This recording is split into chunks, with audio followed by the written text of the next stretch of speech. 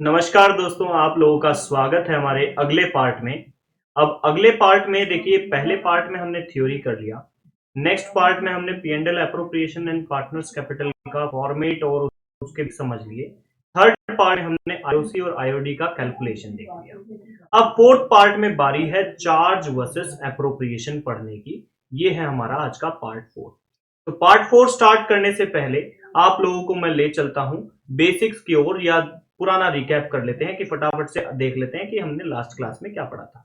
तो last class में IOC को निकालने के लिए हमने एक पॉइंट ध्यान दिया था कि ओपनिंग कैपिटल पर ही हमें आईओसी कैलकुलेट करना है। ओपनिंग कैपिटल निकालने के लिए फॉर्मूला हमने देखा।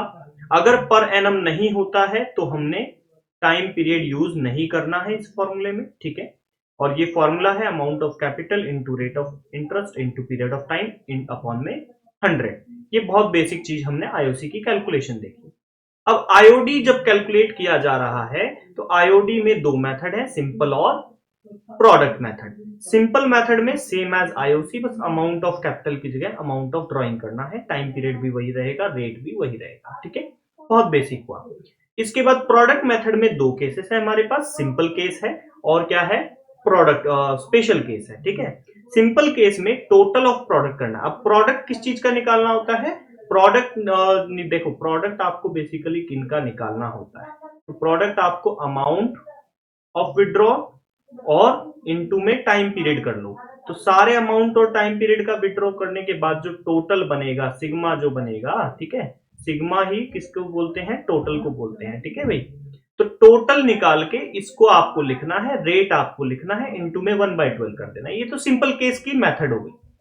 लेकिन जब स्पेशल केसेस थे तो हमने लिखा था कि ट्रिक शुड बी यूज। अब ट्रिक क्या थी, फॉर्मूला वही रखना है, लेकिन ड्राइंग के अमाउंट में 12 का इंटू कर देना है, ड्राइंग के अमाउंट में 4 का इंटू कर देना। अगर क्वार्टरली होगा तो ठीक है, अगर हाफ ईयरली आता है तो हाफ ईयरली आता है तो ड्राइंग के अमाउंट में 6 का इंटू कर देना है। बात क्लियर है।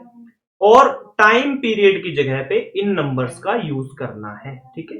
बात क्लियर है। तो ये बेसिक हमने लास्ट क्लास में कवर किया था। अब एक special case, special information IOC के बारे में मैं आपको दे देता हूं। तो आईओसी के दो चांसेस हैं, जब डीड होगी और जब डीड नहीं होगी। पार्टनरशिप डीड है, पार्टनरशिप डीड नहीं है। अगर पार्टनरशिप डीड नहीं है तो बहुत सिंपल, कोई आईओसी नहीं देना, लफड़ा ही खत्म, सारे मैटर ही खत्म, सब क्लोज कर दो, ठीक है। लेकिन अगर डीड है और डीड में सिर्फ लिखा है कि टू प्रोवाइड आईओसी, आईओसी देना है भाई, तो ये सारी सिचुएशन होंगी। अगर सफिशिएंट फंड है मेरे पास, अवेलेबल प्रॉफिट मेरे पास बहुत सारा है कि मैं उसमें से आईओसी आराम से दे सकता हूं। मान लो मेरे प्रॉफिट है 1 लाख रुपए का और आईओसी मेरे को देना है 10,000 रुपए, तो मैं दे सकता हूं। सफिशिएंट फंड है मेरे पास, बहुत पैसा है मेरे पास, बहुत अमीर हूं मैं, है ना। तो ये सफिशिएंट फंड का केस हो गया। लेकिन मान लो मेरे पास जो है सफिशिएंट फंड नहीं है, और मान लेते हैं हमारे पास जो है 9,000 ही रुपीस है और हमें आईओसी कितना देना है, 10,000 देना है। तो जब सिर्फ टू प्रोवाइड बोला जाएगा तो distribute available in ratio of appropriation, appropriation के रेशियो में आपको आईओसी बांटना है। जैसे 10,000 जो है ये ए को देना था 2,000 और बी को देना था इसमें से 8,000 आईओसी, ठीक है। तो इनका एप्रोप्रिएशन ये हुआ, इसको हम क्या बोलेंगे, एप्रोप्रिएशन, ठीक है, 2,000 8,000। तो इनका रेशियो में ही आपको 9,000 को बांट देना है। तो ये इनका रेशियो क्या हो गया, इनका रेशियो हो गया 2:8, करेक्ट। 2:8 को क्या बोलेंगे, 1:4। तो जो ये 9,000 है इसका 1 हिस्सा तो ए को देना है और 4 हिस्से किसको देने हैं, बी को देने हैं। समझ में आया। जब इनसफिशिएंट फंड हो, और अगर मान लो लॉस ही हो जाए, ठीक है, 9,000 कुछ नहीं, उनको सीधे नुकसान हो गया, मान लो कंपनी गई -5,000 का लॉस है, तो अब इस केस में आपको आईओसी नहीं देना है, ठीक है, क्योंकि वो चार्ज नहीं बनाया गया, वो एप्रोप्रिएशन है, और एप्रोप्रिएशन लॉस के केसेस में नहीं दी जाती, ये बात याद रखिएगा। इसीलिए आज का टॉपिक जो है चार्ज वर्सेस एप्रोप्रिएशन, वो हम पढ़ेंगे आगे। अब देखिए, अगर मान लो क्वेश्चन में कह दिया कि to provide in loss, loss की सिचुएशन में भी देना है, या फिर और क्या बोल सकता है, और बोल सकता है to show as charge, to show as charge, charge के रूप में शो करना है। अब चार्ज के रूप में शो करना है तो ये डायरेक्ट P&L अकाउंट में मेंशन होंगे, P&L एप्रोप्रिएशन में आएगा ही नहीं, डायरेक्ट P&L अकाउंट में काटे जाएंगे, एक्सपेंसेस की कॉलम में लिखे जाएंगे, डेबिट साइड पे लिखे जाएंगे। बात क्लियर है? अब आ जाओ सीधे हमारे चार्ज वर्सेस एप्रोप्रिएशन की कहानी समझ लेते हैं कि समझते तो है कि ये है क्या। तो charge against profit, appropriation out of profit. देखो ये जो है ये एक्सपेंस है, ये क्या है? एक्सपेंसेस है। कैसे एक्सपेंसेस है? रेवेन्यू नेचर के एक्सपेंसेस है। कहां पे नोट होते हैं? P&L अकाउंट में नोट होते हैं। किस साइड पे? डेबिट साइड पे। बात क्लियर है? तीन चीजें आपके माइंड में रहनी चाहिए। इसके एग्जाम्पल्स क्या क्या है? तो इंटरेस्ट ऑन लोन, ठीक है, ये हमारा क्या है? चार्ज अगेंस्ट प्रॉफिट है। रेंट चार्ज अगेंस्ट प्रॉफिट है। मैनेजर की salary, manager salary charge against profit है। मैनेजर का कमीशन चार्ज अगेंस्ट प्रॉफिट है। ठीक है, ये सब का क्या करना होता है? ये सब खर्चे होते हैं हमारे। ये किसको दिए जाते हैं? आउटसाइडर्स के खर्चे होते हैं। आउटसाइडर्स कौन होते हैं? जैसे इंप्लॉय है, इंप्लॉय मेरा बिजनेस के बाहरी व्यक्ति है ना, कल को अगर उसको ज्यादा पैसा मिलेगा कहीं और चले जाएगा। मैनेजर आउटसाइडर है, कल को ज्यादा पैसा मिलेगा कहीं और चले जाएगा ना, तो ये लोग आउटसाइडर होते हैं। लेकिन पार्टनर को कहीं और ज्यादा पैसा मिल रहा है वो नहीं जाएगा, क्योंकि उसका तो खुद का बिजनेस है ये, है ना। तो आउटसाइडर्स को जो पैसा हम जो देते हैं बिजनेस में से, वो क्या होता है? Charge against profit. बात समझ में आई? और एप्रोप्रिएशन आउट ऑफ प्रॉफिट क्या है? एप्रोप्रिएशन तो क्या क्या वर्ड का मतलब ही क्या था? डिस्ट्रीब्यूशन। तो डिस्ट्रीब्यूशन आउट ऑफ प्रॉफिट, यानी प्रॉफिट में से डिस्ट्रीब्यूट करना है, प्रॉफिट में से बांटना है। तो अगर प्रॉफिट ही नहीं होगा तो बांटोगे कैसे? इसीलिए मैंने क्या बोला, अगर लॉस का सिचुएशन है तो देना ही नहीं है ना। तो प्रॉफिट नहीं है तो डिस्ट्रीब्यूशन कैसे होगा भाई उसका? तो एप्रोप्रिएशन आउट ऑफ प्रॉफिट अगर बोला जा रहा है तो ये सिर्फ प्रॉफिट के सिनेरियो में ही होता है। और ये किसे दिया जाएगा? इनसाइडर्स को दिया जाएगा। इनसाइडर्स में कौन होगा? इनसाइडर्स में होंगे पार्टनर्स। ठीक है, बात क्लियर है सभी को? एप्रोप्रिएशन ऑफ प्रॉफिट क्या है? ठीक है, और अगर मैं आपको इजीली समझाऊं इसको, और एक इजी मेथड से, इसका तो स्क्रीनशॉट ले लो फटाफट से, ठीक है, इसका स्क्रीनशॉट ले लीजिए। और इजी मेथड से अगर मैं आपको इसको समझा देता हूं, तो एक एग्जांपल से मैं समझा देता हूं, ठीक है, और इजी मेथड से आपको इसको क्लियर कर देते हैं। देखिए, अब भाई क्या होता है कि मान लीजिए आपके ग्रॉस प्रॉफिट था, तो ग्रॉस प्रॉफिट में से जितने भी रेवेन्यू एक्सपेंसेस थे वो क्या करे गए? माइनस करे गए। तो हमें क्या मिला? नेट प्रॉफिट मिला।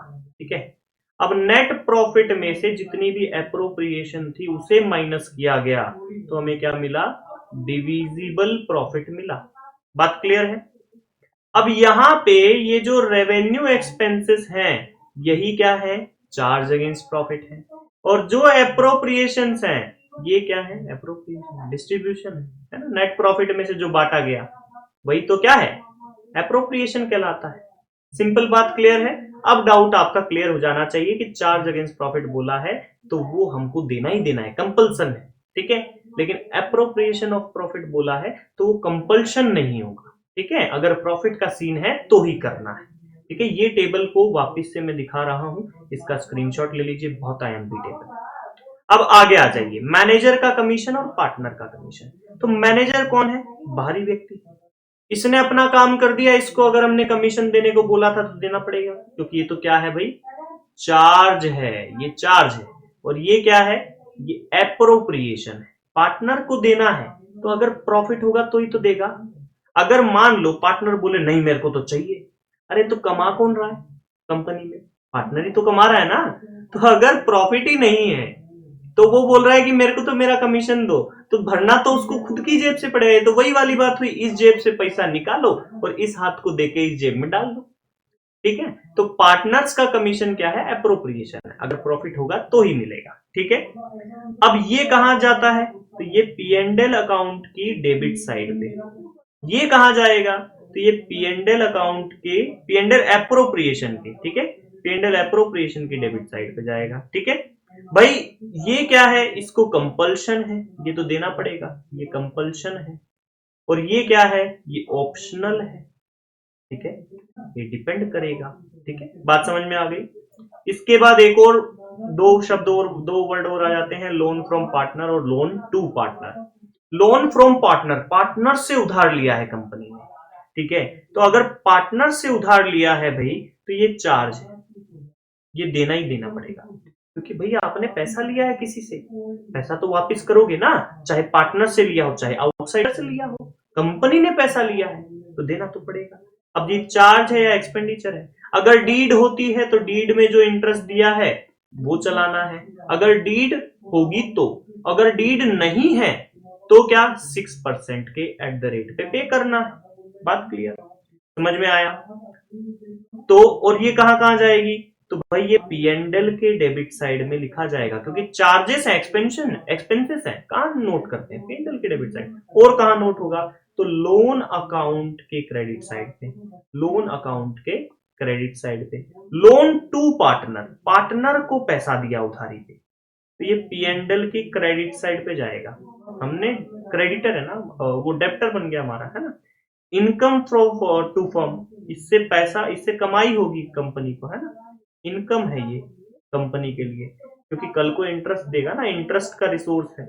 और ये कहां कहां नोट होगा, पीएनडल की क्रेडिट में और कैपिटल अकाउंट में, है ना, कैपिटल अकाउंट की डेबिट साइड पे। बात क्लियर रहेगी, ठीक है।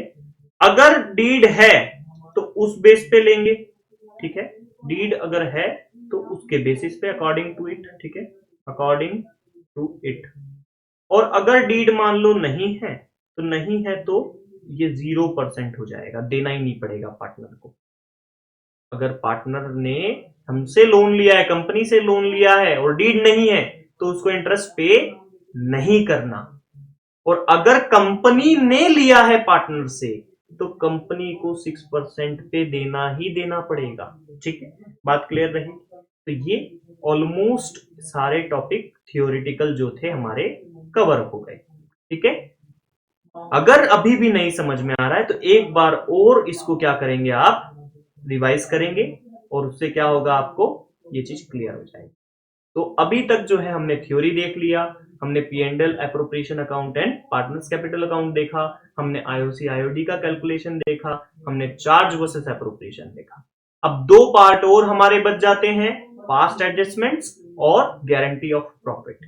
जैसे ही ये कवर हो जाएगा, हमारा वॉल्यूम 1 कवर हो जाएगा दोस्तों, नहीं, वॉल्यूम 1 का चैप्टर 1 कवर हो जाएगा, इतनी जल्दी वॉल्यूम 1 नहीं हो रहा है ना। तो चैप्टर 1 कवर हो जाएगा, हमारे दो पार्ट और आएंगे अभी, और फिर एक पार्ट आएगा फुल फ्लेज क्वेश्चन का, जो कि बहुत बहुत बहुत इंपॉर्टेंट होगा, ठीक है। तो जय हिंद, जय भारत, जल्द मिलते हैं हमारे अगले वीडियो में।